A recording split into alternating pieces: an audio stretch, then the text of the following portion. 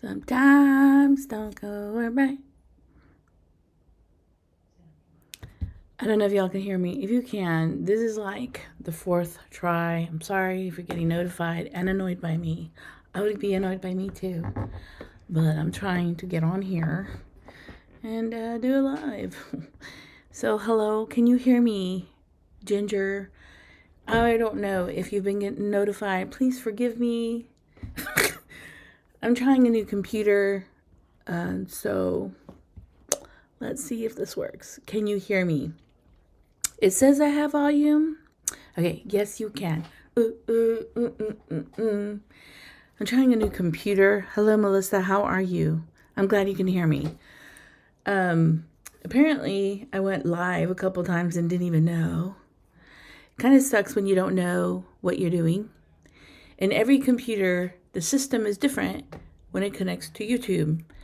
And so I learned a system on one computer and then I have to learn on another. Hi, Carissa. How are you? How are you, Leslie? I'm glad you can hear me. I'm glad y'all are here. How you been? I'm sorry I haven't posted in, I think it's 10. I haven't posted in 10 days. I'm so sorry. Hi, Delia. How are you? You can hear me. How are you people? Lovely humans on my YouTube channel. How have you been? Mary's here, Delia's here, Leslie's here, Clarissa's here, Melissa, Ginger's here. Craft with Love 55 is here. Okay, let me move my visuals. Who else is here? It's been hard for you to get back. It's just been, sorry. I've been kind of moody. It's not kind of, okay, so it's not that I haven't been filming. I have a whole bunch of like USBs that I've been filming. I've just been not, I had this big job that I was doing a hand applique for. And so when I sit at night is when I'm editing my videos. And because I was doing a hand applique, custom hand applique quilt for a subscriber, I didn't have time to be editing. And then editing takes a lot of concentration, and editing also takes a lot of like sit down, quiet time. So I used to do it at midnight, and it's just, I have a whole bunch of USBs where I've been recording myself, and then I'm like trying to, I don't want to, I would think you'd get bored, right? Watching the same thing. And I just, I want to have like decent content or have something good to say or post something decent. And I think I have a COVID mind where one day I'm like, oh, I have all these great ideas and I'm ready to go. And then the next day it's almost like my idea left my brain and I don't even remember who I am. So let me see. Let me read you guys. Sorry, I have my readers on.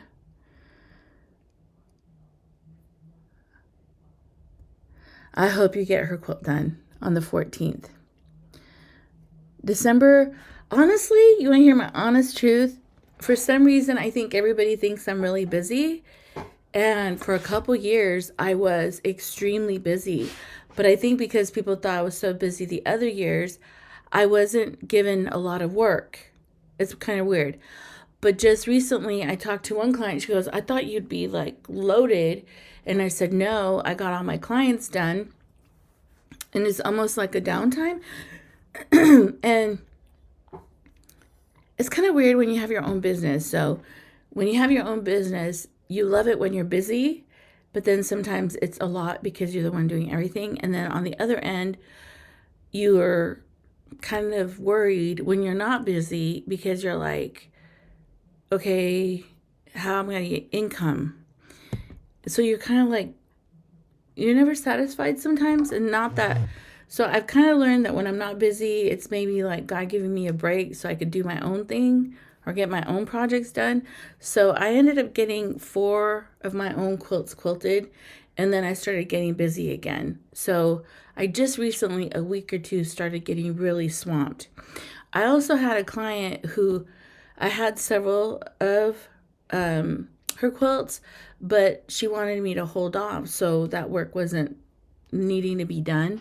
So right now I've kind of gotten busy, which is okay. But what really was messing up my time is doing that custom applique class, applique quilt, because I really wanted to get done on a certain deadline.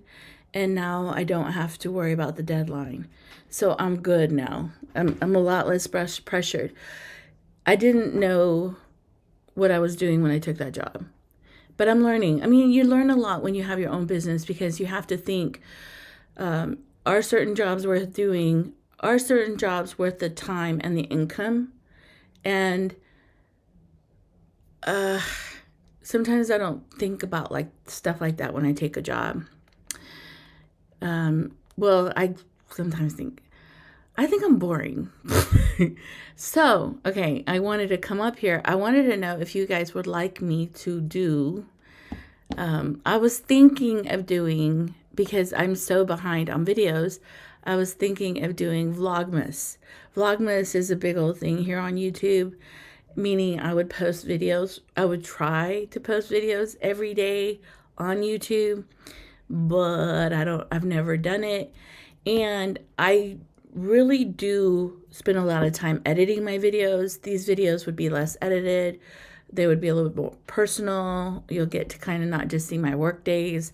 You'll get to see like the other parts of my life where I'm going to go tomorrow to go see, I'm considering purchasing a new purchase. So if I did do Vlogmas, I would take my camera, take y'all with me, and y'all would see like what I'm dealing with kind of. But I don't know if you guys would be interested in that part of my life. All of you guys really do love the long arm quilting, and so I've kind of like niched myself down, which is not a good thing. For example, I had a sew group at my house and I had the best time. Me and a couple of ladies just sat and sewed all day for 2 days. And I have on my Facebook group, I'm doing a Get Her Done challenge, and I'm offering a free gift of quilting, like a quilting service. You would just have to send your quilt to me if you're not local, and you also have to pay for the shipping, but I would provide the quilting process. Of course, you would provide your quilt, your batting, your back. I would provide the thread and quilt it for you. And then I also think I'm going to give away a Panasonic cordless iron, if I could find it, to the second runner-up. And I think I'm going to do like a whole bunch of little gadget giveaways to a couple people.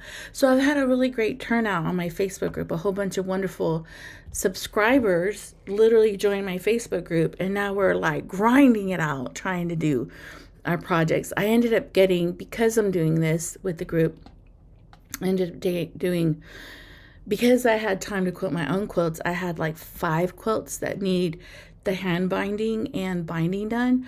So I finished, I believe, 4 of them. I finished 4 of them. Can you believe it? Let me read y'all what y'all say.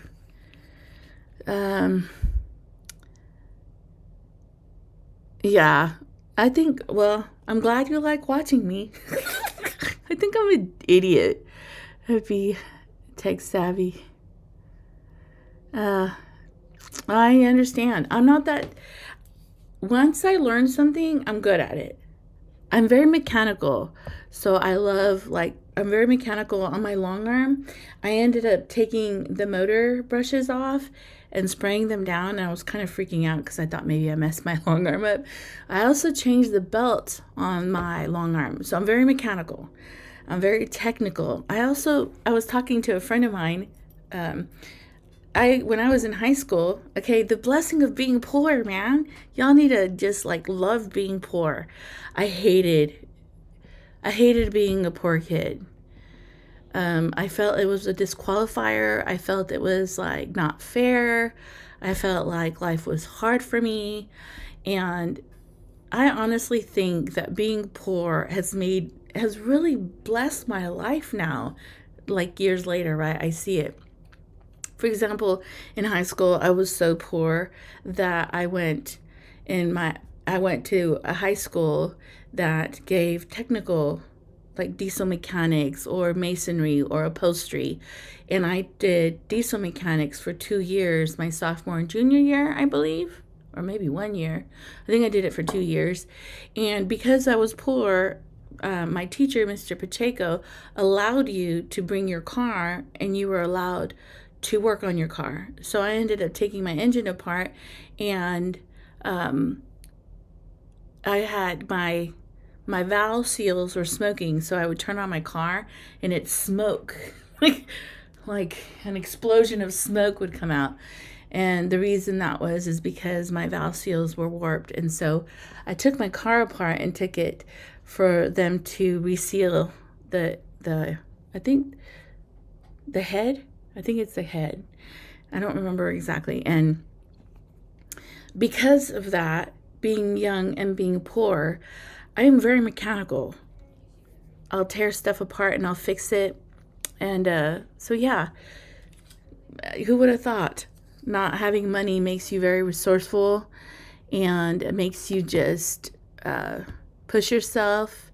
Yes, my Facebook group is exactly the same name as Lorena's Quilting. It's Lorena's Quilting Facebook group. Exactly the same. Yeah, I was really resourceful. I did accounting. I did diesel mechanics. I learned how to work on cars. I also did, what else did I get? Typing. I took typing classes because I wanted to be a writer when I was in high school. What else did I do? I did diesel mechanics because my mom worked so hard. I didn't want to put pressure on her on paying a mechanic to fix my car. And I felt like if I did diesel mechanics, a mechanic couldn't rip me off because I would know how to fix my own car. But the dumb thing is I didn't, I married a mechanic. So I'm like, well, I married a person who is a heavy equipment mechanic. He probably liked the fact that I was like, was able to work on cars. He probably was like, because when he talked about cars, I knew how to respond to him, and he was like, oh, this girl knows. When you Alexandria, I'll go ahead and allow you to join after the live stream, okay? And so let me see, you have a group of friends.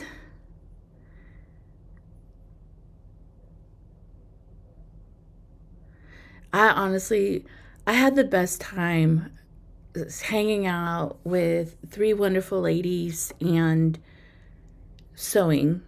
We got to share our stories about parts of us. I think it's a very intimate. I had a family member who had my daughter came and visited us, and these ladies, I love what my husband said today. He said, it's like when you have friends that know kind of who you are and you get together. What I love about it is that my husband's like, I'm really happy that Lorena got to spend time with her other family. And it's almost, quilters can become, I have a friend who I love and adore. Her name is Mrs. Jones, and I've known her for many years. And my husband was so excited seeing her because she brought cake for him. She was spending time with my daughter, and I've known her for so many years. It's like she's my sister. She's not my sister, but I've known her for such a long time. She's like family, right? So I really enjoyed this time where we got together. I haven't been able to sit and sew for myself for about 7 months. The only time I get on front of my sewing machine, which is ridiculous, is to put leaders on my quilt tops that I'm quilting for clients. That's horrible.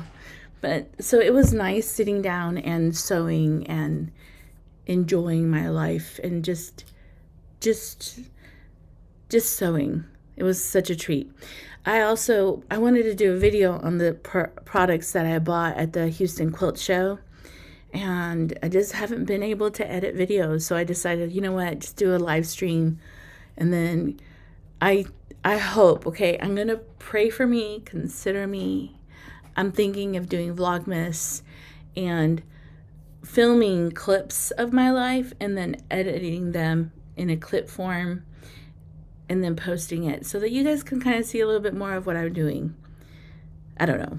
Would y'all be interested? I don't know. I also still need to talk to you, Courtney, about doing live streams with my camera. But I have a meeting with a company. I don't know, guys. Just I'm trying to figure out what direction I need to go in my life. I'm 50 years old and I still don't know what I'm doing. But so, yeah.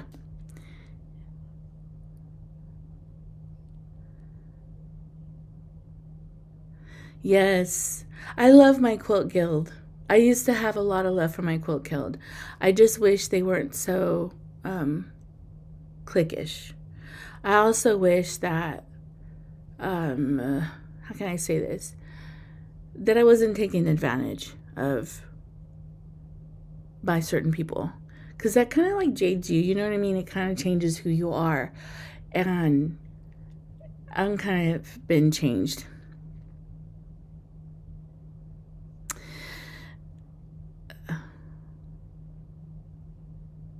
I hope you keep the joy of it, Mary. I just think, let me just say this. I love working for people. So to keep the joy of it, I really love my clients. I have great clients. Like, I have wonderful people that I do work for. They're mindful of me. They're considerate of me. They care for me, I guess, and I care for them. So I really love the moments where they come and bring me work and we sit and chat a little bit. I also want to be a blessing to them, so I go out of my way to do stuff for them. But I have a lot of love for my clients. So if you love people in general, your clients are going to be like another version of your family. Of course, they're not your family, but they're going to become versions of your family. I've had some clients that when I was going to college, one of them was she walked into my house and would drop off her quilts, and then as she was a senior and as she got older, well, she came with her walker, and then after a while she came on a wheelchair, and then after a while she stopped coming, but then she would go out of her way to come and just sit in her husband's car because she wanted to see me and see how I was doing. So your clients will be family, and I've learned very quickly how to get rid of certain clients that don't fit my personality. Okay, I'll do some Vlogmas. And you have to be real good about finding people that fit your temperament. So if I have a client one of the clients that I have the hardest time with is inconsiderate clients. And the issue, I wanted to do a video on this, and maybe I'll still do it. I call them the ghosters, where they'll make an appointment with you and they don't show up because they forgot, which is fine. We all forget. Or you have a client that kind of shows up late, like 2 hours late, not 10 minutes late. Or you'll have a client where you're trying to contact them and they don't answer you back. And I call them the ghosters. I was going to do it for Halloween, clients that ghost you. But I've kind of, like, for example, I had a client who was doing that to me. They're really hard to deal with because, like, I'm at home waiting for them to show up and they didn't show up.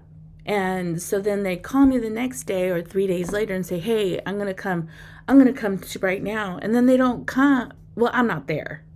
And they want to show up when it's convenient to them, and they're not considering my time. And some of those clients I have cut out of my life because they're so frustrating. So when you're working for clients, just find clients that fit your personality, fit your heart, fit your life. and you'll do okay. I love my clients. The clients that give me a hard time, I usually, the client is worth adding into your business based on how they behave the first two quilts that you do for them. And then after that, you can decide if you still want them. Now, I've been in business so long that I'm the kind like, people aren't worth the struggle, and I'll find work somewhere else. And so I'm okay with letting people go. But at first, when I first started, I dealt with some really bad clients, and I wanted the work because I wanted to be paying off the long arm, and I didn't care what clients I had, and because this is what I wanted. I needed money. And now I've gotten to a place where I trust God more, and I'll do work for a client. And if I don't enjoy that client, I'll just say, you know what, I don't want to do this work anymore.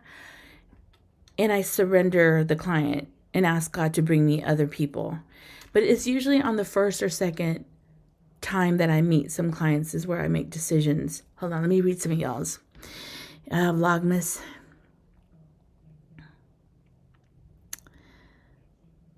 I wish you lived near me too. I'm reading y'all's. Okay, so I'm glad I'm helping. I really love women, and I hope I'm inspiring women. I've met a lot of women who gotten long arms, and I don't think a lot of people thought this could be a viable income. Business for 26 years.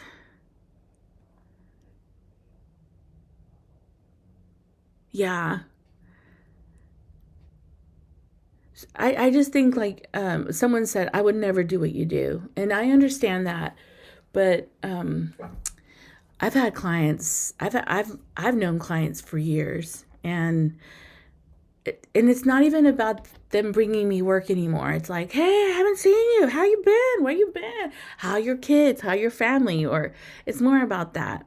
I'm thankful for the work, but people will come and go, and people will always, if you do this kind of business, it's just, you'll get work, but you also have to advertise yourself. So a lot of times when people come to me and say, well, what do you do? And I go, well, I'm a long armor. And they're like, what? Long armor? I go, yeah, I do long arm quilting.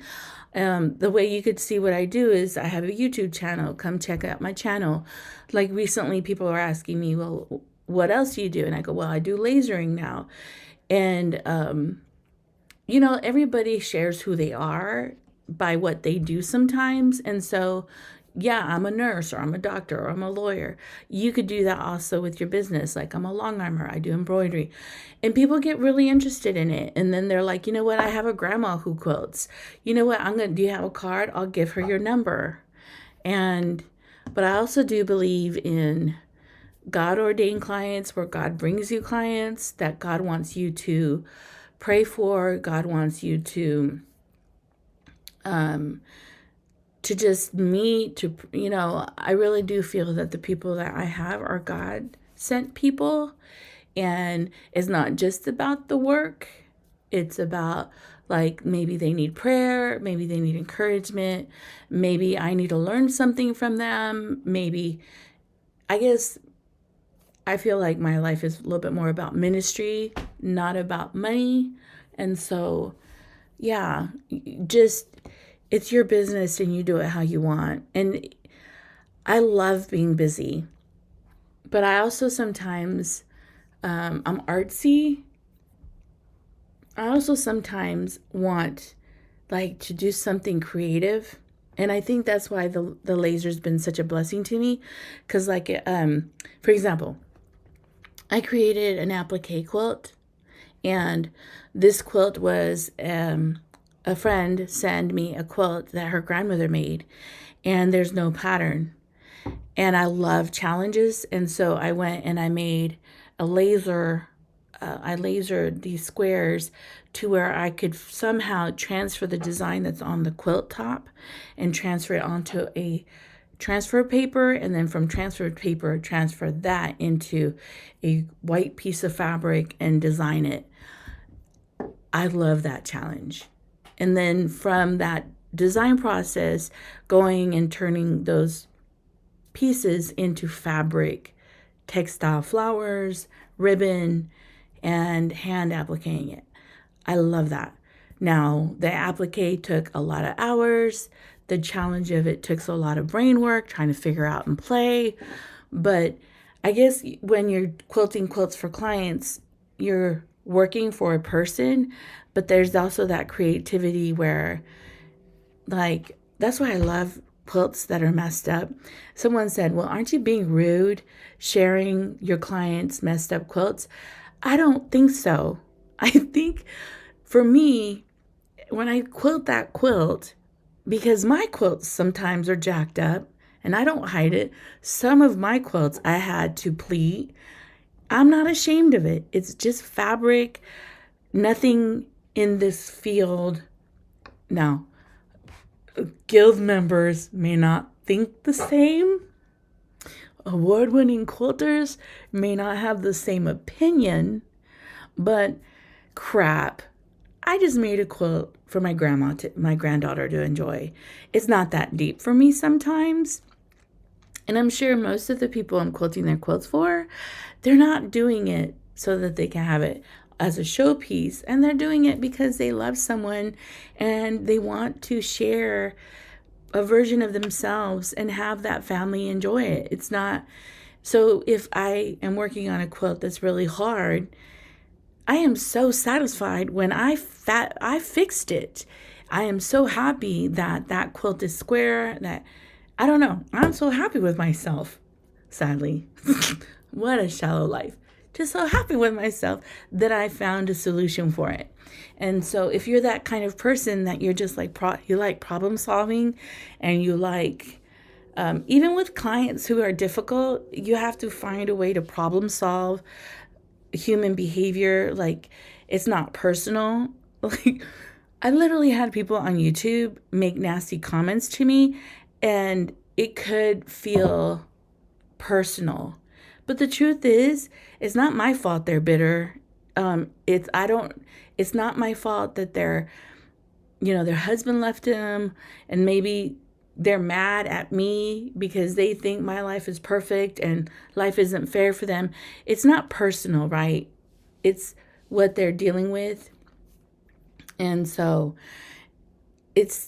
to me, that's a problem solve. How do I behave with someone who doesn't know how to behave? Well, you don't behave like them. So how do you not behave like them? Well, don't respond, or respond in such a way that it's, that they can learn something from you. Or sometimes I've gotten some nasty people say some stuff, and right away I'm like, and then I stop and I said, well, maybe what they're saying I need to listen to, and I'm taking it personal. So sometimes the problem solving is problem solving myself, not taking things too hard. And sometimes someone was sincerely just trying to share some problems that they saw, like on the audio or the video. But it's not that deep. It's just YouTube. Hold on. Yeah. And I think you have to be an easy person, and you can't be easily unoffended. Do not take things personal. I think offense is dangerous because you have a society at this current time that doesn't know how to behave itself. And I've learned, okay, so I had this girl's time. I'm going to tell you a story time. I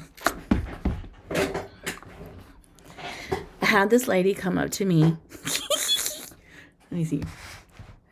I had this lady come up to me, and story time is this lady's a procrastinator. She did not want, she's just a procrastinator. And so someone else's laziness is not my obligation to fix. I've learned that. But a lot of times, because I'm such a sweet, kind human being, I would take someone else's problem. Yes, it's just fabric. It's just YouTube. And so I would allow myself to be obligated. So in my 50s, I have a new rule. Other people's problems are not your fault. Okay? because I have the rescuer syndrome. I had 5 kids, and of course, when they're little, you are their rescuer, you are their fixer, you are their handler, right? But now they're like 30 years old and they're in their 20s. They're old enough to, if you taught them right, they're old enough to know better. So, for example, and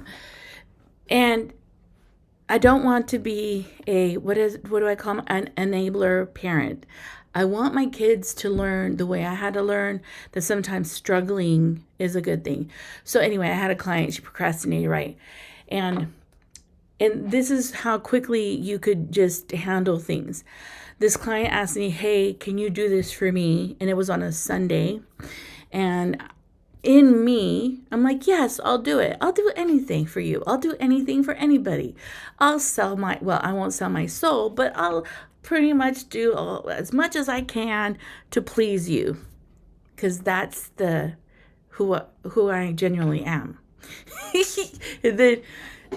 But I said to her, because it was Sunday and I was with my family, and I think I was just out of service, maybe a couple hours.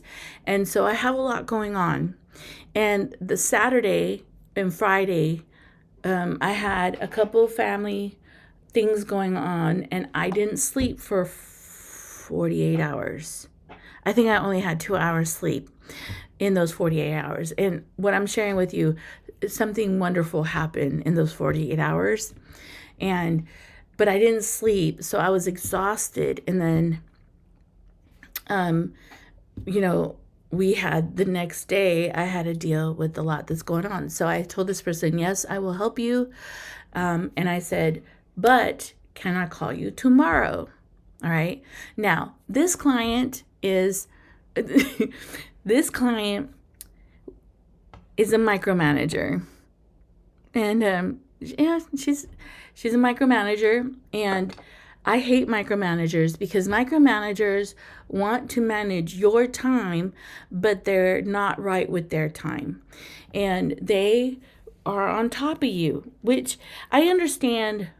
I do understand when a client says, hey, it's been like a week or two, because sometimes, especially now in this season of my business, there's times where I have a 3-week turnaround time, meaning I have enough clients to hold me for 3 weeks. So when you bring me your quilt, I tell my clients, I need time. Now, that's wrong. Don't do what I've done, because in their mind, time is a week or 2 weeks. And so now I'm having to be more specific. I have 3 weeks before I can finish your quilt. And if you're okay with that, I'll take your quilt. If you're not, I'm not going to finish it in a week. Now, since I kind of slowed down, my turnaround time has shrunk a bit. So now I'm like maybe 2.5 weeks or a week, depending on what I'm doing. Anyway, so this client comes up to me and she wants me to put her in front of my clients who've been waiting for 3 weeks. And look, graciously, I understand that she had a timeline where she had to finish her clients, because she was creating a quilt for a client and she wanted me to do some embroidery work. So I understand that she had her own timeline, but it's not my fault that you procrastinated. It's not my fault at all. And so, but even though it's not my fault, I'm willing to help you. But then what happened is, like an hour or two later, she texts me again. So, what else do you do? And then I'm telling her the other stuff that I do. And really the conversation was, I'm really going to ask you what else you do so I can get you to do what I want to do on my timeline, but I'm going to kind of sneak in. And then she goes, here, I told her what I did. And she was so disinterested. So I texted her a long text for nothing, because the truth was, so when are you calling me? Was the next question. Are you calling me? Are you calling, or am I calling you? When are you calling me? Oh my God. When she texted me that, I was like, you know what? I don't want to deal with you. I'm out. I'm done. You're not my problem. And turning 50 years old, I've really grabbed that. Your mess is not my problem. Your problems are not my problem. Your problem's your problem. And it's yours to fix. It's yours to manage. It's yours to take control of. It's not mine to handle. And right after she texts me the second text, so when are you going to call me? And I'm like, you know what? This lady, she only talks to me when she wants something. She's really not my friend. She uses people. She's like always trying to rush me because she's procrastinated because I've done 3 other jobs from her. And I'm like, you know what? I'm exhausted. I've dealt with some things in the last 2 days and I'm exhausted Sunday. I wanted to shut off and just kind of like zoom out. And after she asked me, so when are you going to call me? I'm like, do I want to deal with this person tomorrow? And the answer was no. My emotional temperament is already short because I'm tired from Friday and Saturday not sleeping, trying to recover Sunday. I have my clients that are good to me. I am not going to do this rush job for someone who's like inconsiderate. And so I talked to a friend of mine about it, and she's like, I am so upset she did that to you. And I said, that's just who she is. Meaning, I bet she does this to a lot of people, and a lot of people enable her, and she gets away with it. And it's just how she's brought up, probably. She's never had to wait. She's never had to deal with consequences. And the truth is, Lorena did fix 2 of her messes and handled her and kind of rescued her when I shouldn't have. And so now her expectation with me is, well, even I can waste time and Lorena will fix it for me and rescue me like she did my other 2 quilts. And I'm like, oh, I created a bad habit with a client. And so I'm like, no. I literally texted her. I said, I'm sorry. I'm reconsidering what you asked me. I'm not doing the work for you.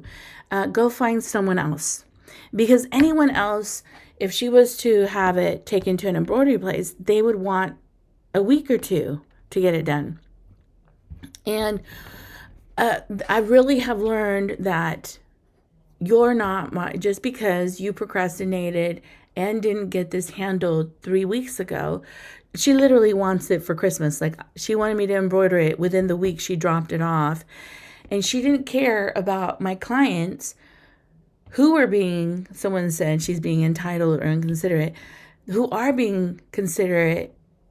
And those are the clients you want to do work for, not people like her. So I told her, I'm sorry, I'm not doing it. And she's like, why not? And I go, because, I don't want to deal with you. And I've become very honest about my client. Like, I'm bold-faced honest. I don't want to deal with you. You're I just don't want to deal with you. I don't have time to deal with you. I don't have time for someone to manage me when they don't manage themselves or their own time. I guess that's what I'm learning. But man, it's a blessing, man. I enjoyed all last week. I did 3 quilts for my client. Someone said, do the job and charge her. And I was going to do the job and charge her a rush fee. But I was already, let me see. Yeah.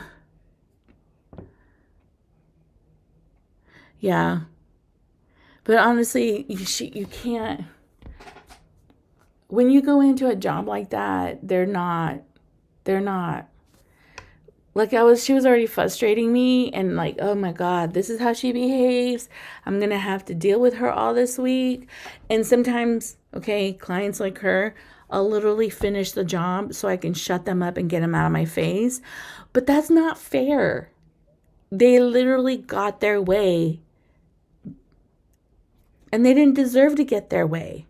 They're like line cutters. Have you ever gotten mad when you're on the highway and you're waiting in line when people are veering to the right or to the left, and people cut in front and then veer in. When you waited way back here and you're being patient, and people are cutting in, like running through, and they're like, oh, I need to get in now.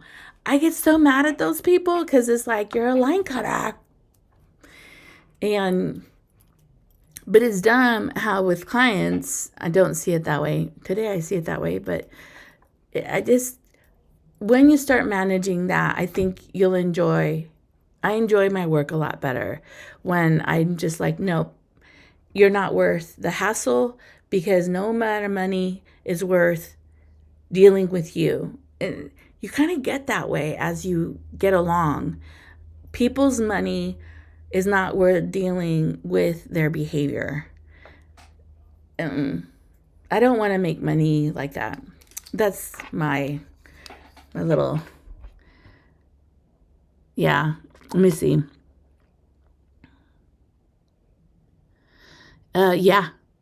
Being as honest as you can. Honesty shuts people off. One lady came to me. She dropped off a quilt and expected me to start it while she was there. And I was so gullible that I literally put it on the long arm and quilted it while she was watching me quilt it. She was so bad. I remember she literally was like, well, it's off the centimeter. It's on the side. And I was so kind. And I didn't know how to say no because I was young. And I was easily manipulated. I was easily controlled. That I remember that day I was so exhausted when I finished her quilt, because that day I didn't plan to do her quilt. That day I planned to do something different, and she literally hijacked my day. People will hijack your life. People will hijack your day because people don't care about you, especially sociopaths and narcissists. They only care about what you can do for them. And I remember my back was on fire, my hips hurt. She was there criticizing every little thing I did. I didn't know how to tell her to get out. Dummy me already had the quilt on my long arm. Like I was in a 5-hour haul with her. And I remember my husband came home from work and he was surprised that I was still working, because it was like 8 o'clock at night, because she showed up at 3. And he's like, are you okay? And I'm like, yeah, I'm just trying to finish this for this lady. And I finished it. Trent gave her the quilt. Me and my husband went on a date. And I was so mad at myself. I was so mad. Okay, so mad at myself. So God one time told me that you're a liar. And at the time, I'm a Christian and I want to do the right thing by people. I want to be right by everybody. And I wasn't lying about anything. But God said, you're a liar, Lorena. And I was like, why? How am I a liar? He goes, did you want to do it? And I said, no. He goes, then why didn't you say it? And I was like, He goes, because the truth is you didn't want to do it, but you didn't want her mad at you. And in this conversation, this happened. And then I had a family member asking me to do something. Oh, yeah. That lady stayed the entire time, measuring everything I did, criticizing every thread that got stitched. I mean, it was miserable. Okay. Miserable. But I deserved being miserable because I didn't speak up for myself. And it was my fault because I didn't have the balls to say, I'm sorry, I'm not doing it right now. If you don't want me to quilt it, I'm not going to do it your way. This is my business. I handle it my way. And I should have just been honest. Well, anyway, when the Lord told me I was a liar, I had my mom ask me to do something, and I didn't want to. And I didn't want to because I didn't want to do it right. And I did it anyway, just like this lady, because I used to do a lot of things because I didn't want to be that a-hole that pissed people off. And, when you're like that, you're miserable sometimes because you can't be your honest self around. If you can't be your honest self around people, then you don't need those people around. And you need to have people around you that can tell you, you could tell your truth to, and that love you enough to listen to your truth and not get offended, not throw a tantrum, not go crazy. And so I had a parent I had family members, and I still have them, that if you don't do what they want, they're psychos. They'll trash talk you, they'll gaslight you, they'll throw fire, they'll gossip about you to 10, 20 people because you didn't do what they wanted. And so I felt like being my honest, authentic self was not viable under those conditions of my family members. So I learned very easily to lie about my truth. But then I heard God tell me, he says, you're lying. You didn't want to do it. And why did you do it? And I'm like, well, I don't want to piss my mom off, because if I piss her off, she'll have 20 people calling me because she will play the victim, and she's a victim, and 20 people will be harassing me about what kind of a-hole daughter are you that you didn't help your mother. Okay. And so, you know what? Something about liberty, because the Bible says that God sets you free. He's the kind of God that wants you to have the life that you want to have. And part of that is saying your truth. And so it's true. I started saying no to people. I started saying, like, the client came back, the one that was there for 5 hours. Of course she came back because she could manage me. She could muppet me. She could have me how she wanted me. Of course, you know. And and she came back, and I told her, I'm sorry. I'm not doing work for you. And she was like, oh, why? Are you serious? You don't want me to give you work? I said, no, I don't. No, I do not want to do work for you. Because let me be clear. After I finished her quilt, she literally told me, oh, no. It wasn't her. It was her sister. I took her sister. Okay. I did work for her sister. Oh my God. Just as bad. A little bit calmer. I'll tell you a story about her soon. And I told her, no, I'm not doing work for you. Because what she wanted me to do is embroider a bed skirt. And I said, hell no. I'm not going to be embroidering a bed skirt for you. No, I just can't. Never. I'm done. But, okay, this is where I got stupid. Her sister came to me and I said, if you're like your sister, I'm not going to do work for her. She goes, oh, I'm totally different. I'm easy kill. Okay, so I did work for her sister.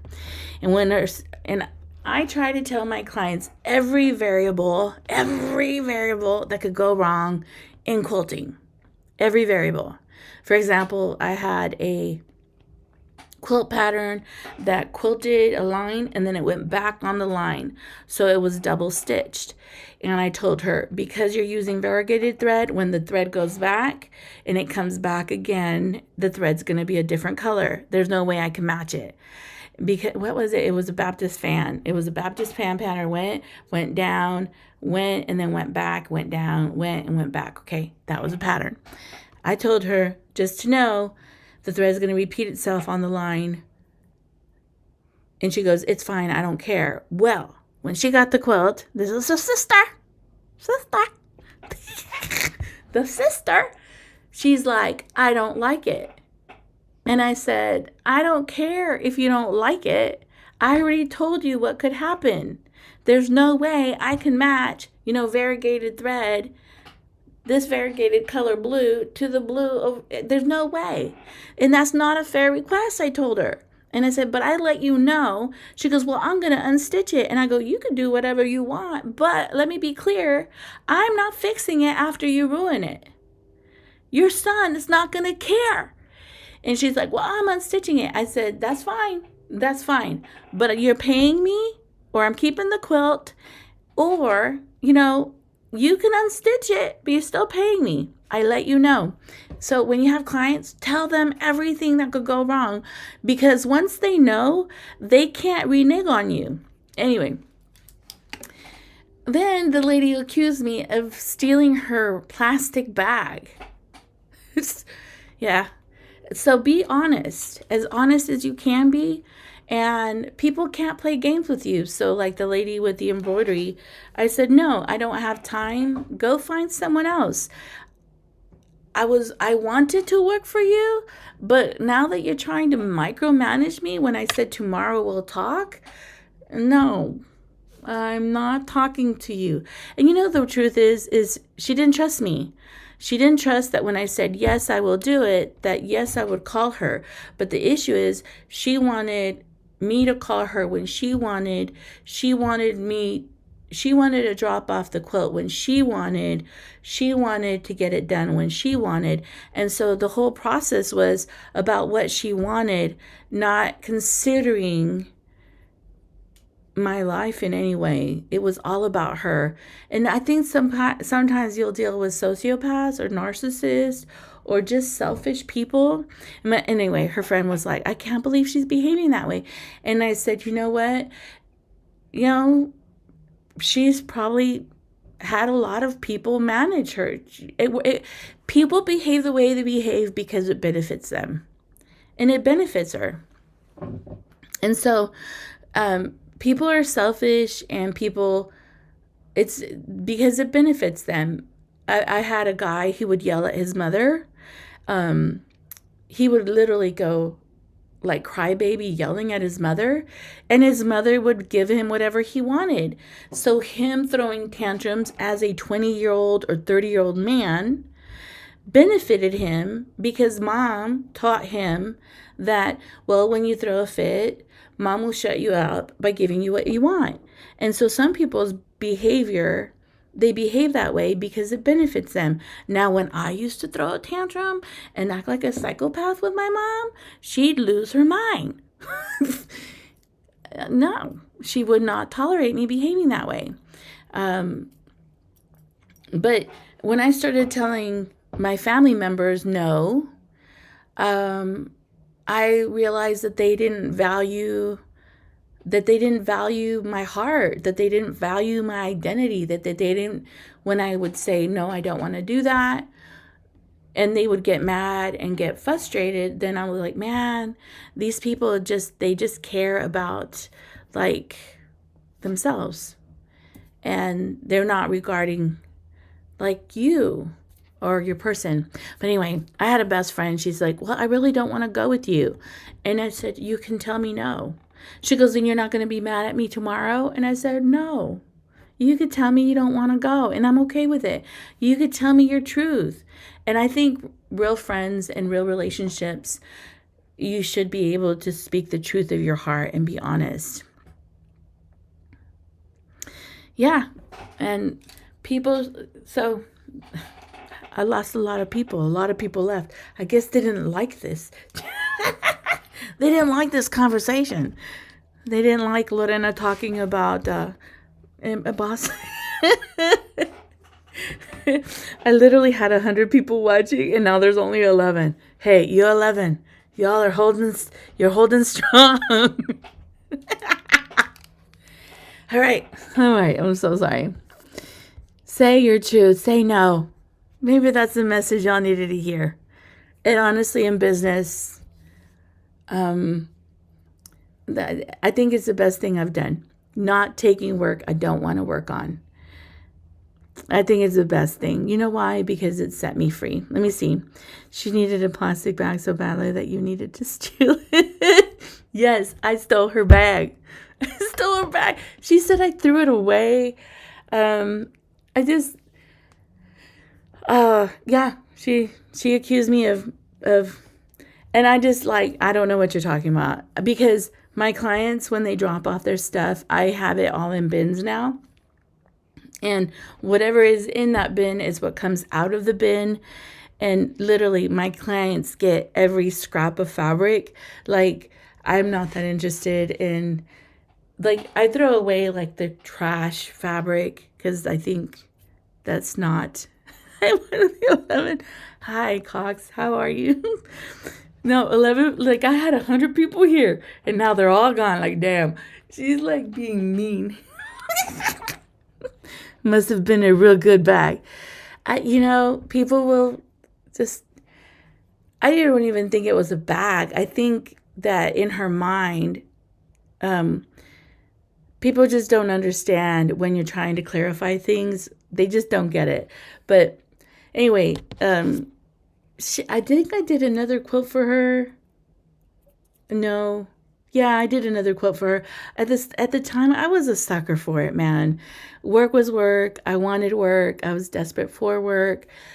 And even if it was working miserably, it was work. But I literally heard God tell me, you're being a liar, Lorena, because if you don't want to do it, I feel, okay, and this is the truth, I feel God wants you to know that He's okay with speaking your truth. Now, we teach our kids wrong. Like, I remember a kid went up to someone and said, oh, you're fat. Oh my God, I have lipstick on my face. Oh, you're fat, or this. That's the truth. That's how he saw that person, that person was fat. And we tell that child to shut up and not say that, right? But the truth is that's what he saw. And I remember, oh my God, I have some stupid stories. My dad took me to Mexico. I have like a makeup thing here. My dad took me to Mexico. Am I wiping the wrong side? Yeah. My dad took me to Mexico, and I remember, I'm going to tell you a stupid story. Do y'all want to hear my stupid stories? Hold on. Make a list of all of them that I bought. Yes. Sometimes the work is not worth the stress that you put yourself in. Yeah. No amount of money is worth it. You're so right. Let me see. Not everyone is the idle customer. And you look so fabulous. Thank you, Roxanne. Okay, this is a dumb story. When I was a little girl, my dad took me from my mom. He took me from my mom without my mom knowing. He took me to Mexico. And he left me with my grandmother. His mother was brutal. She was a mean old lady. And they ended up sending me to a Catholic school where they had a nun.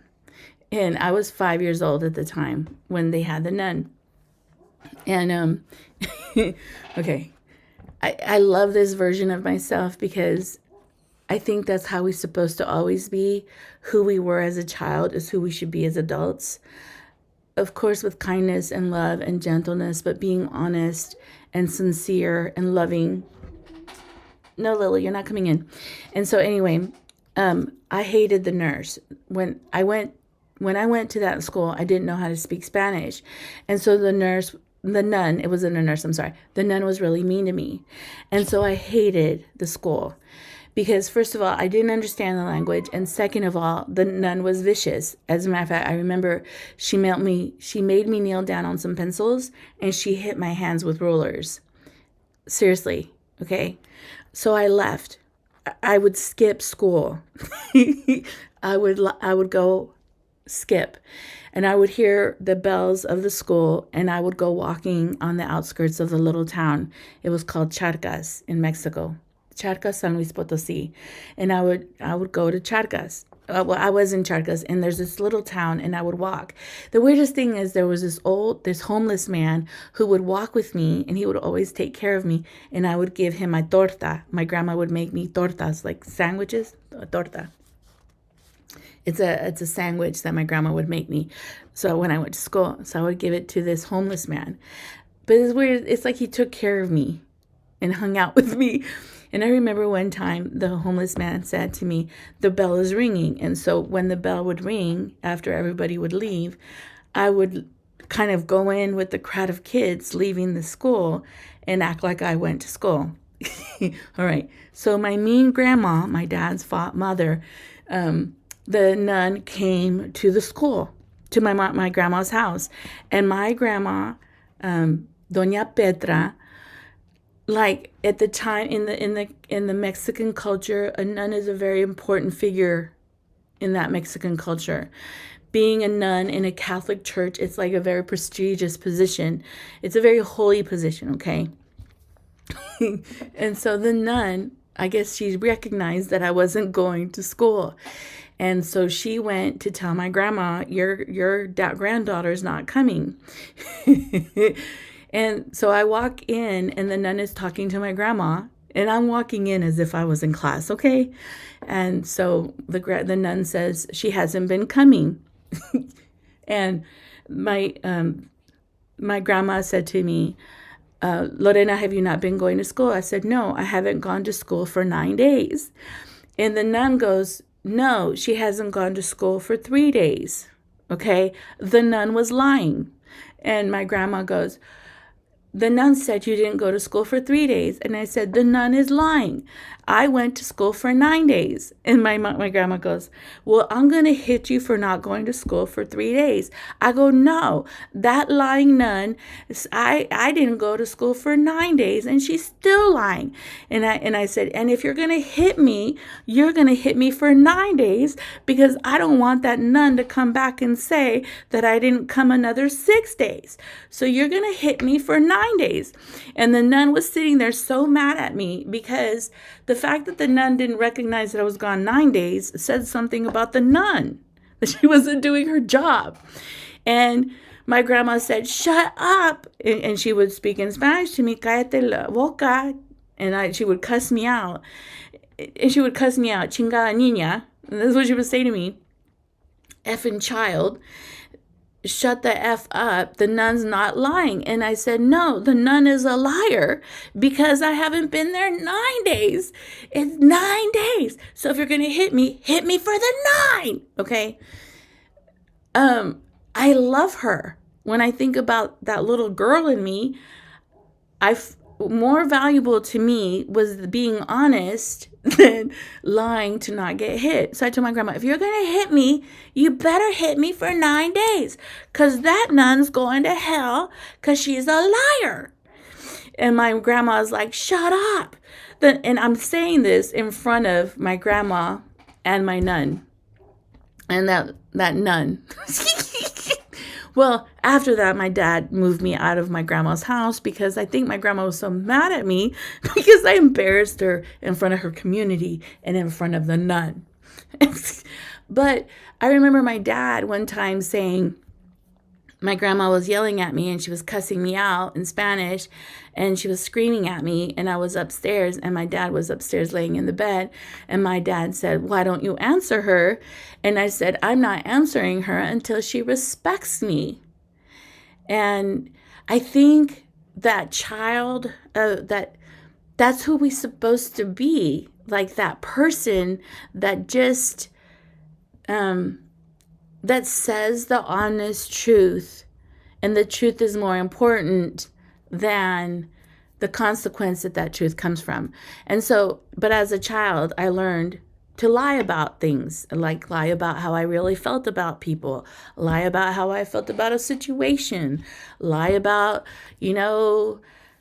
just lie about, we lied even to ourselves, lie about how I really feel about a relationship, and tolerating things that you shouldn't tolerate.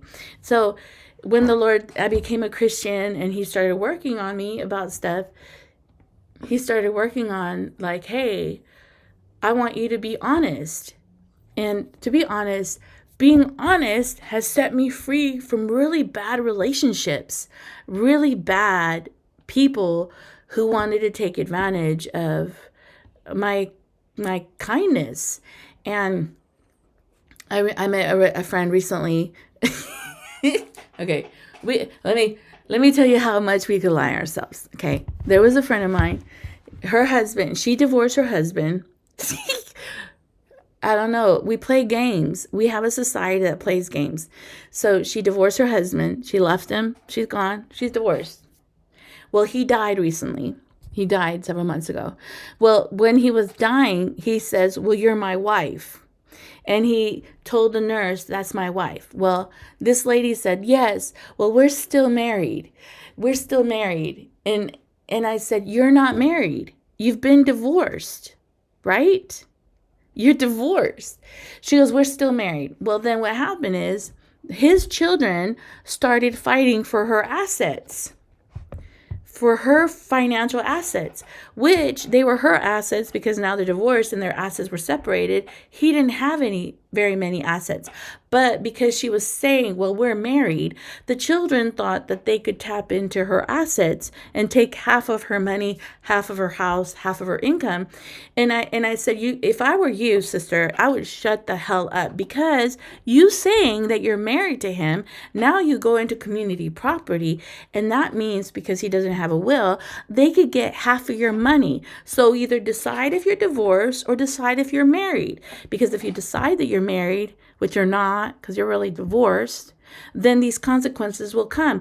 We can't be half in. I guess what I'm trying to say is you can't be half in a marriage and half in a divorce. Either you are or you're not. You can't be honest about how you feel, but then do what you don't want to do.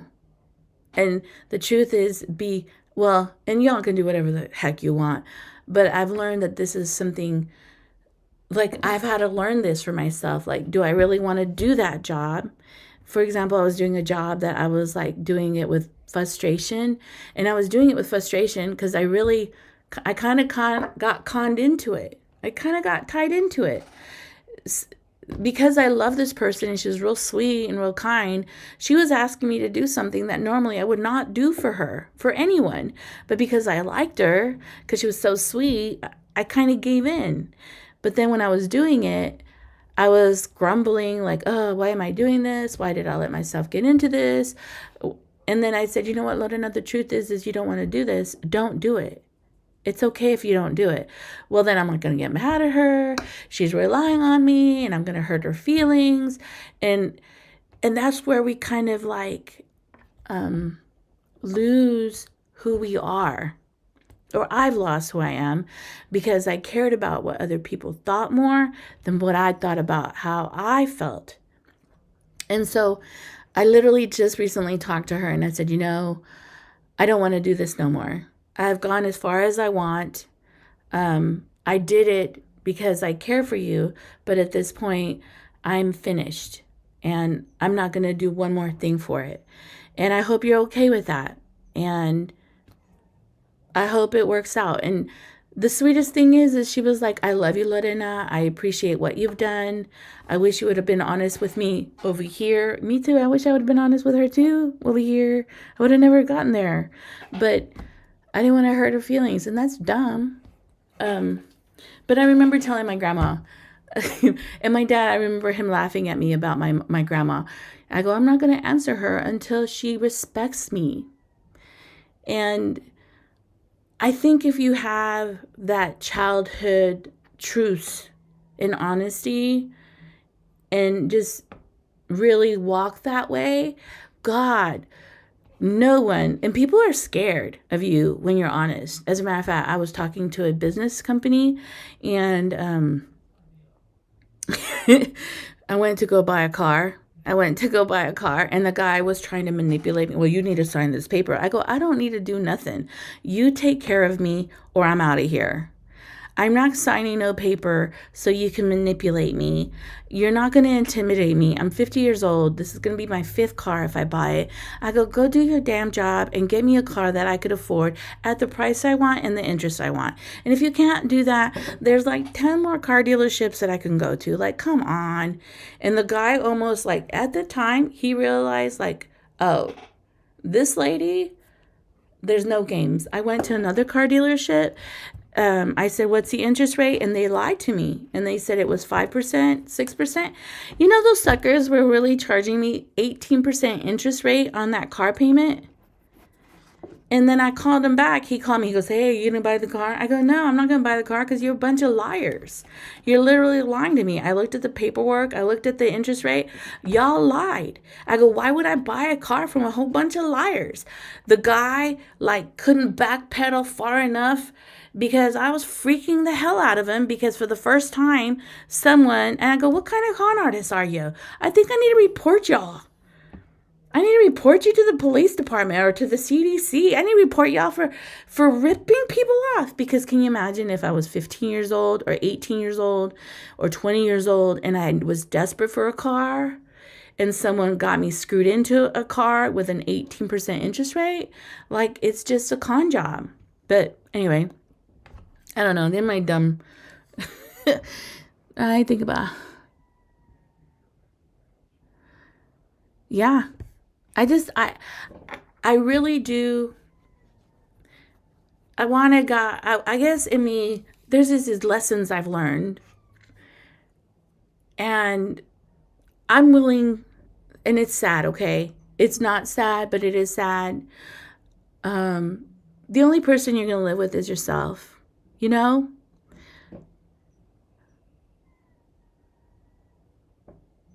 Yeah, family will trash you behind your back. But you know what? That's not your problem.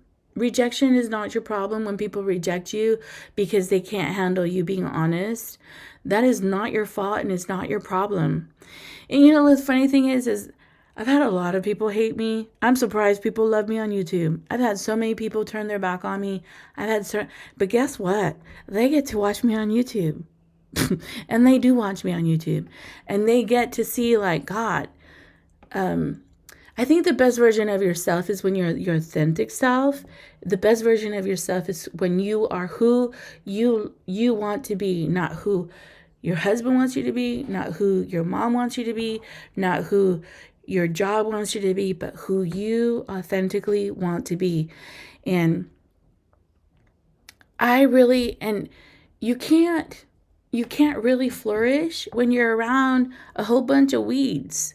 And when I'm talking about, family can be like weeds, and I know they're watching and they're going to get offended by me, but people could be weeds in your life, because a weed is so dangerous on a fruit tree because they literally take the sunlight and the water resources away from it.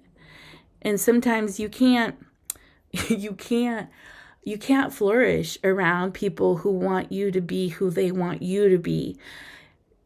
I really do believe that I am the best version of myself, because the critics, the criticizers, the judgers, the slanderers, the opinionators that I was so trying to make happy are the people that were taking stuff away from me. And so I do believe that.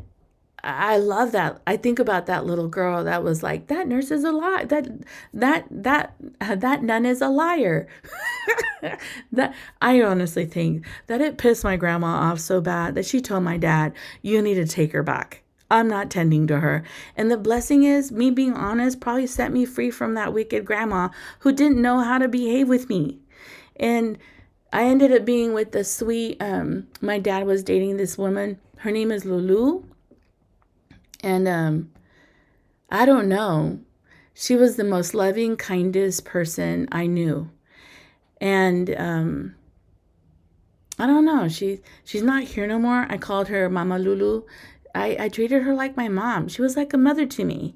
And being a kid in between two grown, dumb adults who didn't know how to behave themselves with each other, and then used me and their son as pawns to attack each other, I think those are the most wicked parents you could have, because they don't understand the kind of damage they're doing to their children.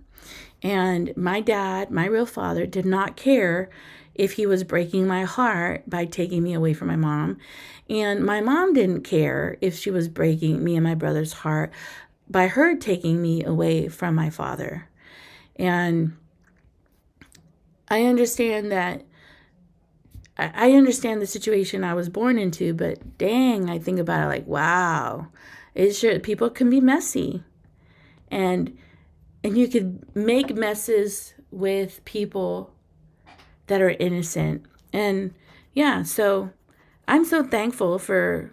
I think of that little girl. I like her. I want to be like her still. As a matter of fact, more and more. The other day. Oh, you don't know how honest I could be. I have a friend who's like, I haven't talked to you in a long time.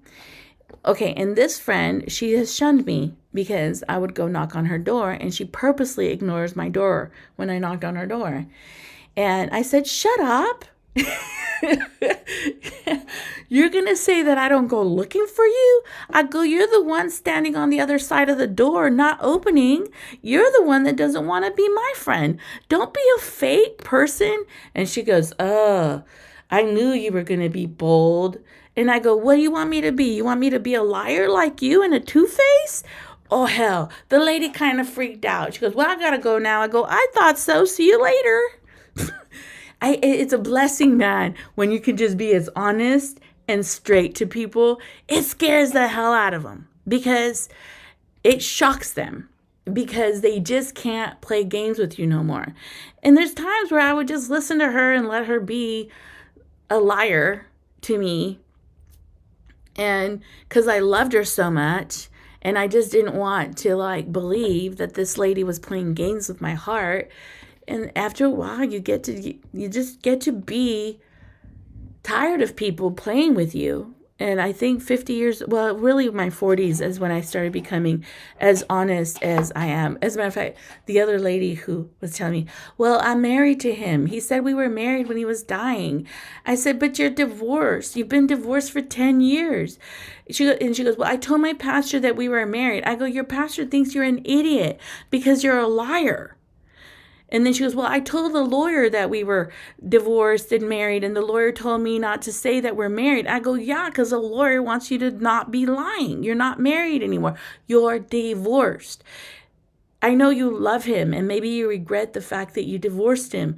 I understand maybe you have regrets, but you're not going to fix that by lying. And so standing in your truth is the best thing you can do for yourself. It really is. And if the people when you're standing in your truth can't handle your truth, then they don't deserve to be around you, because you don't need liars and manipulators and people who want to put chains and shackles of ensnarements and manipulation over you. You want people who celebrate your truth, who celebrate, man, I love your honesty. If you're being honest, I had a neighbor down the street, and she was competing with her sisters, buying gifts for, the Joneses, right? But it's been competitive sisters were competing against each other. And so this sister bought her son a go-kart. So this sister went and bought her son a better go-kart plus something else. And so my neighbor was in that kind of ensnarement with her sisters. And I said, the only thing you have to prove is to your kids that you love them. Buying them cars and trying to buy people's affection, it's never gonna. People can think about it. 10 years ago when you bought something, do you even remember what you bought? And do you care? Do you still use it? Do you still have it? I think the things that I value, it's like that lady, Mama Lulu, that when my dad put me in her hands, she was kind to me. She was kind to me. She loved me. She treated me right. She was loving with me. My dad would do big, giant birthday parties, and it was a big, giant celebration of 50 million people in the building celebrating my birthday. But then the next day, my dad abandoned me and wasn't there for me. The thing that he purchased me were not valuable. What was valuable is I wanted his time, his love, his hugs, his attention, him. And so I told my neighbor, I said, you don't have to prove anything to nobody. You don't have to. I said, set yourself free from that. And let me just say this. I don't have a Christmas tree. I have a little tiny one that my daughter wanted because she wanted to look like her friend's house. But for years, I never had a Christmas tree because I don't believe in Santa Claus. I believe that Jesus is a savior. I never lie to my kids that Santa comes and he brings you gifts. I'm like, here, I'm the Santa Claus. I'm bringing you the gifts. I'm the blesser. I'm the one. I never told my kids lies about what the society traditions are. Because then if I tell them that Santa is real and then I turn around and say, well, I lied to you. I lied to you. Then they're not going to trust the truth that I tell them. And so I told my kids, Santa's not real. I'm Santa. I'm the one. And we thank Jesus because I have money to bless you because of him. So, I'm the one doing it. And my kids are, they didn't care. It didn't matter. Those things don't matter. I think honesty is the best policy, and it's been the best thing for me. So when you have clients, be honest, totally straight, totally you, and you'll find people that love you and fit you personally. And people love my dumb YouTube channel because I'm honest. And there was a lady who I'm not very interested in, and she's into this YouTube fame, man. And she doesn't care if she sells y'all down the river. She does not care if she sells you trash. All she cares about is to manipulate you to buy her stuff because she's out to be YouTube famous. And I'm like, dang, you really don't care about nobody but yourself. But okay then, that's how you want to play this game. After a while, selling yourself out is a mess. And for example, there's a company that wants me to do, to be partners with, and I know what they want. They don't want me. They want my community. They want my influence. They want you. They want me to manipulate you to get what I got. See, it's not a fair game. But they didn't spend. Well, I've been doing this since 2015. I'm in this almost 7 years. But they want to benefit off of this. And I don't think it's worth it. And so we're going to have a talk next Friday, I believe. And we're going to see if I fit their mold, if I fit them, because I'm not sure. I don't know if people want an honest go girl. I mean, I don't know. We're going to see. And if they like what I have to say, if they don't, I don't care. I don't need them. And the best thing is, when everybody turns their back from you and everybody rejects you because, oh, I don't like how she said that. I don't, like we had 100 people here and 80 of them said, I'm out of here. The blessing is I don't need any of it. I don't know. I think it doesn't matter. I don't need my clients because there's this song that Mandisa, is there Mandisa? I don't know. It goes, I have 100 ways, like, because she was poor. Like, you think you're going to take this business? I have 100 ways. I literally have in my heart 100 ways. If long arm quilting clients don't come, I have embroidery clients. If embroidery clients don't come, I have heat press vinyl. Yes, Zendaya. If I have 100 ways, like 100 ways. And if it doesn't work out, you know what? I got my degree. If YouTube doesn't work out, I have, like, I could live with myself. It's not, but I love her songs. I have 100 ways. Zendaya. Yes, honey. So I've been binge watching you for about a month. Thank you for being real. I thank you for watching and thank you for liking real. I was watching someone, like, they're doing surgeries to have a nice rear end. They're doing breast lifts to have, and I watched an African documentary and I'm like, wow, that's the real human body. You have a real human body that's supposed to have real fat on it. You have a real human body that's supposed to not be perfectly aligned. You have a real human body that it's crazy, like our society wants to reform how the human body should look like. But just who you are is who you are. And then you have a society or family that wants to mold you into who they want you to be. And I had a mother that put me on diet pills at 9 years old. Like, what the hell was she thinking? But because she was wanting to be thin, she felt like a society would not accept me being overweight. And you know the dumbest thing is, because I'm overweight, and let me just say this, there's some wonderful YouTubers now that are willing to do long arm quilting because you saw a chubby lady like me going out there and unashamed sharing her real self. And I think if you're willing to be that, your real self, God, there's some really people out there longing for someone to be real, longing. They want to,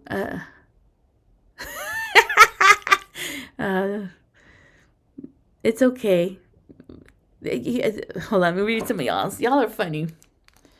Hold on, let me read. Yeah, they don't. Oh, they also disqualify you. Oh, you're being a bee. You're being overbearing. You're being like controlling. My mother always told us about the real. Hold on, let me see.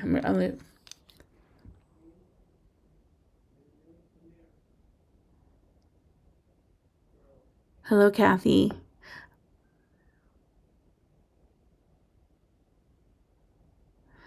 Perfectly perfect. Yes, you're trying to keep. No, don't let people. I don't know. I'm sorry. I thought we were going to do a quilting live. I'm sorry, but I think some of the people I offended, and I don't care. It's okay. It's okay, man. Who cares? I'm not gonna watch you no more. I literally sometimes when I do my live streams, people unsubscribe to me. I'm like, it's okay. You can unsubscribe. I don't need you. I don't need you. But the truth is, and if you're motivated by that, man, I purposely don't watch my analytics because I don't care. I don't want to pay attention to it because it's so easy to get ensnared by like what YouTube says about your channel. Or I used to have a church, and I still have a church. What am I talking about? And the first thing people ask you as a minister is, so how many people are in your church? And I used to have a church where I would have a lot of people and have very few people. And sometimes I felt like such a failure as a shepherd because so little people would come to listen to what I had to say. And of course, because you're being honest, because you're being honest and you're being truthful, people like living lies, and people like functioning under lies. And when you're being an honest shepherd, people get offended, right? You can offend people, whether you mean to or not. And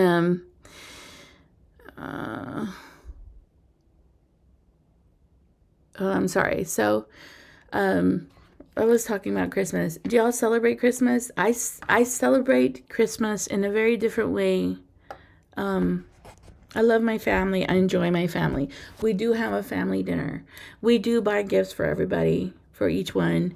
But to me, Christmas is about Christ. It's about Christ and about his love for us and how he was willing to long suffer for us so that we could be free. And so that's how I celebrate Christmas, not with Santa Claus or with all that other like shindig stuff, you know. But I think you like walking when you're honest. I like being honest. It makes me proud of myself. Because God told me I was a liar. Because you're a liar. I'm like, oh, I'm a liar? And then when I thought about it, I'm like, yeah, there's times that I did stuff when I didn't want to. There's stuff that and, you know, have you ever thought of that? Some people end up in jail because they do things that they weren't comfortable in doing. Some people end up in marriages because they couldn't tell the significant other, I don't want to be married to you. Some people, I had a family member who had children when she didn't want to have children. And she ended up having 5 children because her husband wanted her to have them. And he didn't care that she was the one laboring, caring, birthing, breastfeeding She didn't care. And I really have learned that a lot of times in our society, we mask us lying ourselves by wearing really pretty clothes, wearing jewelry that we can't afford, wearing fancy shoes that, like, because we think, like, if we have these possessions, they identify that we're okay. And the truth is, it's not. Being okay is being you. And I love jewelry. Let me just say this. I don't love jewelry, but like I have jewelry that's been with me for years, like years. But I also like not wearing it because it feels like shackles on my fingers. It feels like yokes on my hands sometimes. And sometimes the jewelry doesn't define the value of who I am. The thing that you have doesn't define the value of who you are. Who you are defines the value of who you are. Oh, I love that. Your mother baked and did decorations for Christmas cake for Jesus. Yes. You want to hear something? I'm just so sweet. I have a granddaughter. Her name is Evie. I have a granddaughter, and I was folding clothes in one of my rooms, and that sweet little angel just comes up to me, and she's like, "Grandma, start singing," because I sing, and I started singing, and she got a thing that looked like a mic, and she's like, and she's singing with all her heart, and I was singing to her, and then she gave me okay, so I had a stick and she had a stick, and we were playing like we were singing, right? and it was so sweet. And she was singing, but she can't really talk. She still mumbles, and I was singing real loud, and so she give me that stick because she thought maybe my stick worked and her stick didn't. And so she's there and she's trying to sing like, and I don't know. That right there was the sweetest, like, wow, like the sweetest moment for me. It was like, wow. And I was singing Christian songs over her, like singing to her and just loving her. And she was all like into it. And then the other day, this little granddaughter,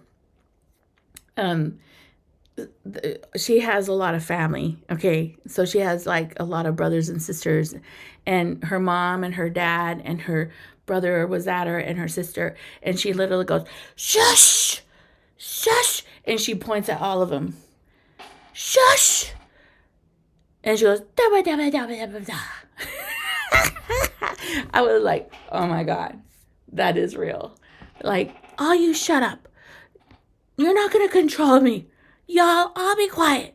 Shut up now. And she did it so neat, so bold, so honest. And I was like, man, Lord, and every time I go see my grandchildren, they celebrate me. They celebrate me. They're like grandma's here. And they all come to the door, celebrate. And I was telling the Lord, I said, Lord, I need to be like a child. When people come into my lives, I just need to celebrate them.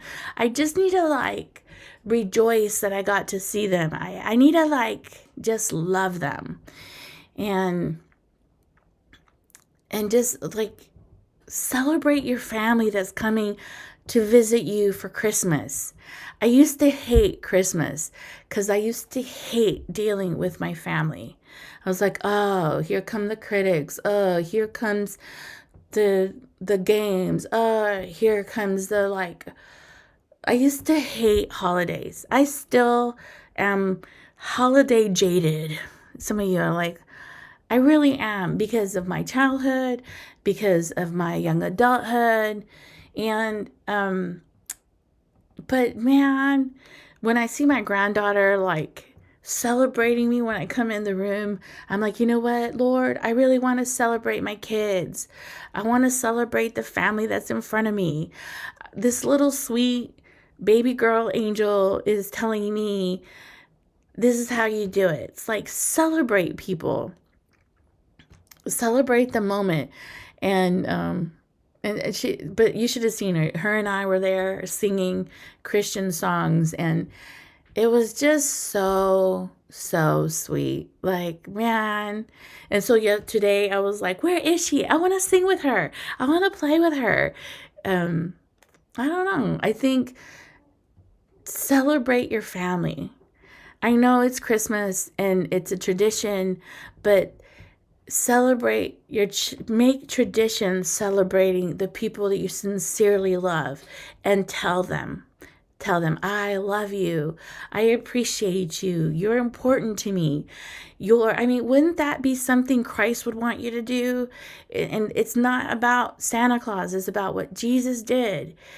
Jesus would want you to celebrate the people he brought into your life, and tell them, like, oh my God. The other day I tell my daughter, I'm proud of you. I'm proud of who you are. I'm so proud of the mother that you are. I know it's hard, whatever. I want you to know that I'm proud of you. Maybe you're not proud of you. Maybe you don't like how you feel about yourself. Maybe it's not where you want to be, but be proud of you right now. Like, some of you, like, I know Clarissa works a lot. Like, be proud that you're hardworking. Be proud that you work like an 8-hour day. There's some lazy people out there who don't even want to work for their food. Be proud of yourself. Like, man, I did that.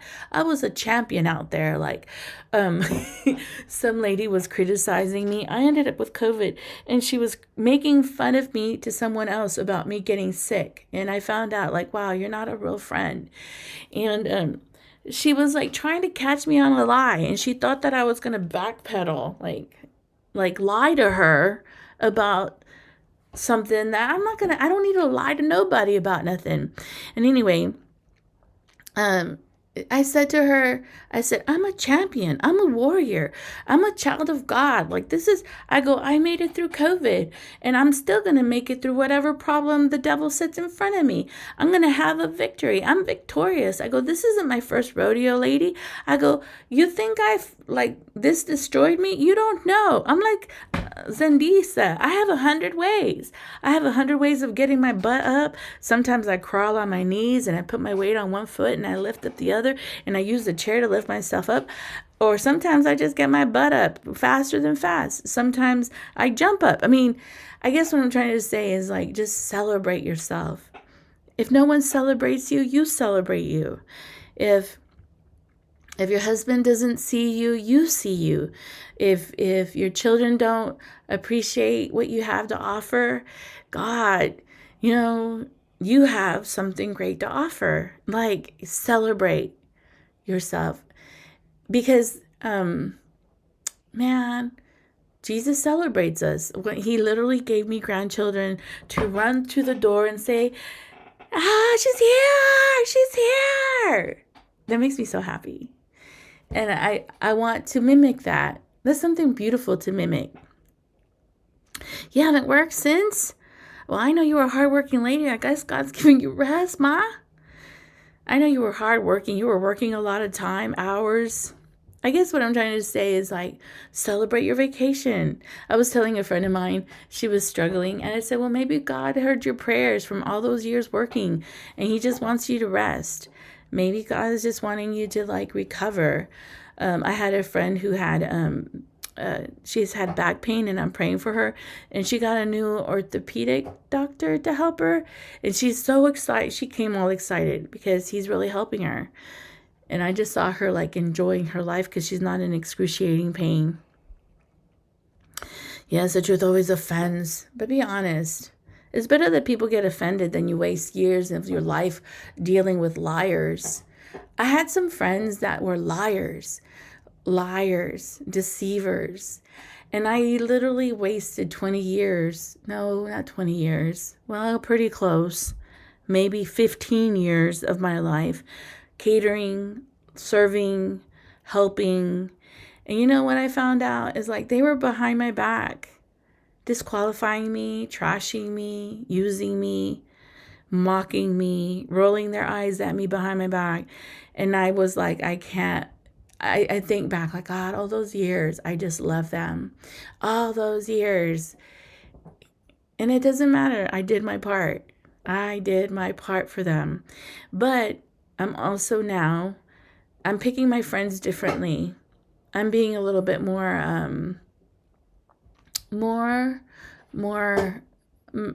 mindful of what kind of people I want to have in my life. And I'm not okay with people who, like the other friend who was making fun of me having COVID. I was like, are you kidding me? But so 65 weeks. I'm so sorry. I will be praying for you. I will be praying for you to be okay. I just thought you stopped working. So, what? Anything else y'all want me to talk about? I just went on a tangent. I'm sorry. I guess this is my Lorena therapy day. With all of you just watching me. Just celebrate your family. I wish I loved cooking. I think cooking is neat. My son's a good cook, but I wish I loved cooking. I wanted to build a tradition where we did cookies every year, but that kind of like fell to the wayside. I wanted to build a tradition where I just wanted to try to build traditions, but I don't think if they're not authentically you, they're not going to work. And so I guess my little tradition is making quilts for my family and hoping that they enjoy them. But anything else? Y'all want to ask me anything? I'm so sorry. I went left. I went left. How do you like this video feed? Look how pretty it is. I've got a new computer. It's 4K or 1080p. I'll be praying for you. And I'm so sorry that you're not working. I'm going to pray for you. I'm going to lift you up to the Lord. Joy is a small thing in the small things. Yes, joy. When I was a kid, I didn't have a lot of joy. I didn't get a lot of hugs either. And I don't blame nobody. I just think it was the situation that I was born into.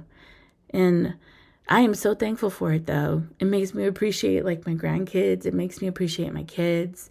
It makes me appreciate, like, money in a different way.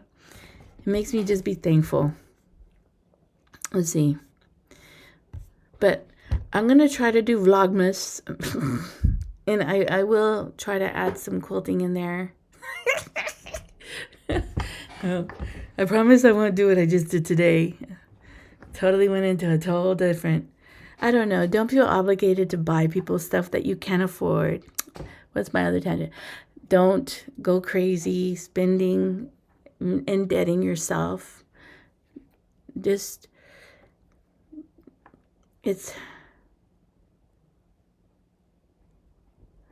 Yeah, I get it. Don't overwork yourself for other people. Maybe also, too, God wants you to trust Him and just rely on Him. And I promise you, when my husband lost his job, well, I can't promise you anything, right? But when my husband lost his job, I was like, oh my God, I'm going to lose my car. Oh my God, how am I going to feed my kids? Oh my God. You know, somehow it worked out. Somehow we made a way. It worked out.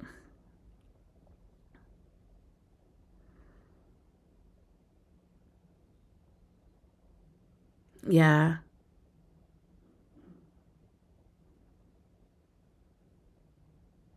I'll be praying for you, Kathy. I'll be praying for that nerve. Yes, Rita, you're right. I do believe that. I broke my toe in September, and then I got COVID right after that. I was so mad because I was running so fast. I was from January to August. I was running so hard to pay off that laser. And almost like when I paid it off, I think I still had the go, go, go, go, go, go, go in me. And I wasn't seeing my kids. I wasn't seeing my grandkids. I was just working a lot. And I just felt so much pressure. Like, oh my God, the pressure. And once I paid it off, like, I did a hand embroidery class. I I really just got a moment. I remember this. I was trying to work on a quilt and I ended up quilting and wrong, and I had to unquilt it and I was falling apart. Like, oh, why? I was so frustrated because I made a mistake because I had a migraine. And you know what the Holy Spirit told me? And I love what he told me.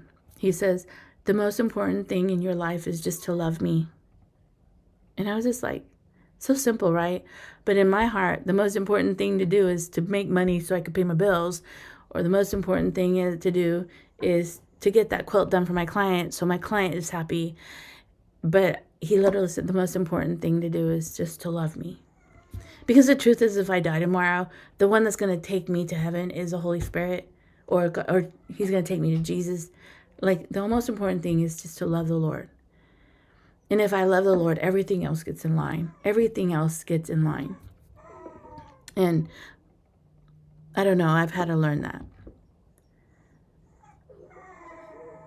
Oh, yes. Yeah, I got sick last year. Or I got sick this year. I got real sick this year. I got real sick. I got real sick to where, like, you could die tomorrow. You could die. And when you can die tomorrow, it really makes you think about tomorrow differently. Because if you didn't enjoy today, and tomorrow's not promised, then you wasted today. So, you need to enjoy today, because tomorrow you may not be here. So, I'm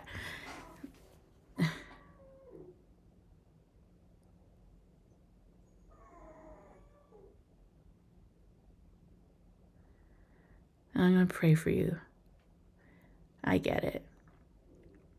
I'll be praying for you. But you're going to be okay. You're going to be okay. You're going to be okay. Thank you for watching. I'm sorry I rambled. I'm sorry I went talking too much. I'm sorry. My friend says, I love you guys. I really do appreciate you hanging in there. I'm sorry that 80 other people left. But I'm glad you're here. I am going to let you go, and I promise I will pray for you guys. I will pray for you guys. I appreciate all the time you spent talking to me. You're like investing time to listen to me, to share. I don't know. One day I'm not going to be here, and I hope my kids watch what I say. Hold on, let me read this. I retired.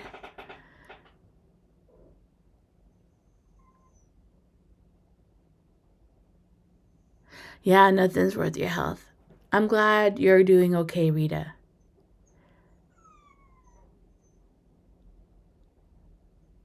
Yes, I'll pray for you guys.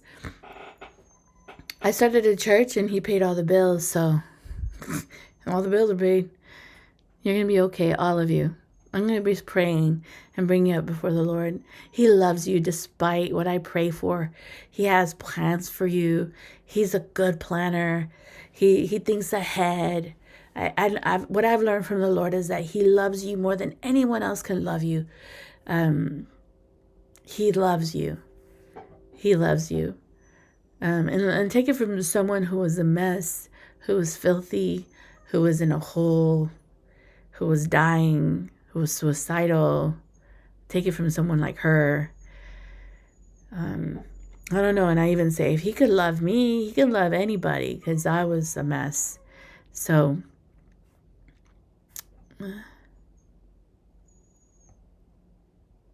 yeah, they didn't care. I just pray that the Lord opens doors for you. Everything works for good for they that love God. Thank you, Rita. I'll just keep you guys in prayer. You're going to be okay. You're going to value things differently. I'm getting ready for my husband to retire, and I'm just kind of trying to still figure out my life. But you know what? It doesn't matter, because I just need to love him and celebrate the people that he brought in front of me. I'm glad I'm helping you finish the quilt. I can't wait to see it. I know you were quilting one yourself, probably on a domestic sewing machine, I think. But I love you. We're going into an hour and 49 minutes, and it's been a long day. I have a slight migraine because it's just my life lately. But I'm going to try to do Vlogmas. Let's see how it goes. I'm gonna take you to go see if I go buy a car.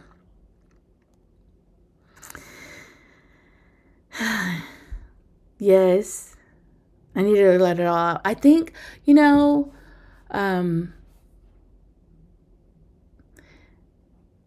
I think in my heart I want to share some of the treasures that God's shown me. That's all. I was a person that didn't believe that God was real, and the way He's loved me and the way He's been so good to me, the way He's trained me and showed me, I'm just so thankful for it. And I just thank Him for it. That's why I like my banners. I do that stuff for Jesus, and I want to celebrate how good He is, because I don't think a lot of people in this world talk about that He's worth it. Yes, Rita. But I love you guys, okay? If you join my Facebook group, Lorena's Facebook group, you could see some of the work that I'm doing. You can see some projects. I'm a little bit more on there lately. I was kind of quiet, MIA.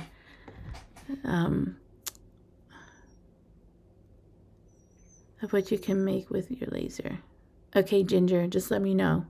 Please join Lorena's Quilting Facebook group. And then if you're not subscribed, subscribe here. And thank you guys for subscribing on the laser channel. I haven't posted a video over there. But it's coming. It's coming, I promise. I promise. I love you, okay? I'm going to go celebrate my husband. I'm going to try to celebrate him.